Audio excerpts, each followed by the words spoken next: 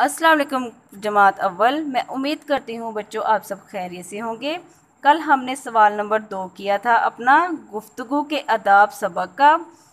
सवाल नंबर 2 क्या था? कमरा जमात में शोर क्यों था। हमने अपनी कहानी में भी पढ़ा था और कल भी हमने सवाल में पढ़ा था कि कमरा जमात में शोर क्यों था। तो सब बच्चे मुझे बताएंगे कमरा जमात में शोर क्यों था।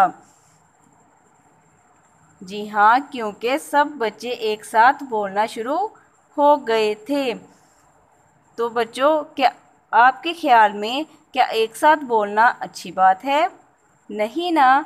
अगर आप एक साथ बोलेंगे तो दूसरे बंदे की आपको समझ नहीं आएगी और आपकी बात दूसरे बंदे को समझ नहीं आएगी। तो इसलिए जब आप बात करें तो पहले अगर एक बंदा बात कर रहा है तो आप उसकी बात अच्छे से सुने। जब वो अपनी बात मुकम्मल कर ले फिर आप अपनी बात शुरू करें ताकि आपकी बात भी उसको समझ आ जाए। तो बच्चों, आज हम सवाल नंबर 3 करते हैं। गुफ्तगू के आदाब पर अमल करने से क्या फ़ायदा होता है।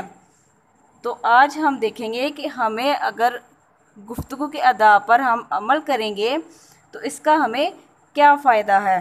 गुफ्तगू के आदाब पर अमल करने से हर एक की बात समझ में आएगी और मुकम्मल होगी। तो बच्चों, अगर आप क्लास में एक साथ बोलेंगे तो आपकी बात तो मुझे समझ नहीं आएगी। अगर आप बारी बारी बोलेंगे तो मुझे हर एक की बात समझ में आएगी। और अगर आप भी बोलेंगे और मैं भी बोलूँगी तो फिर आपको ना तो मेरी बात समझ में आएगी और ना ही बात मुकम्मल होगी। तो इसके लिए हमें क्या करना होगा? जी हाँ, हमें गुफ्तगू के अदाब पर अमल करना होगा। उससे क्या होगा? मेरी बात आपको समझ में आएगी और आपकी बात मुझे समझ में आएगी और हमारी बात मुकम्मल भी हो जाएगी।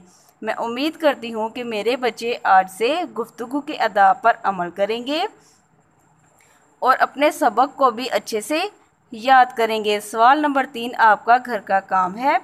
इसको आपने अच्छे से याद करना है और अपनी नीट कॉपी पर भी लिखना है और याद करके रफ़ कॉपी पर भी लिखकर देखना है। शुक्रिया।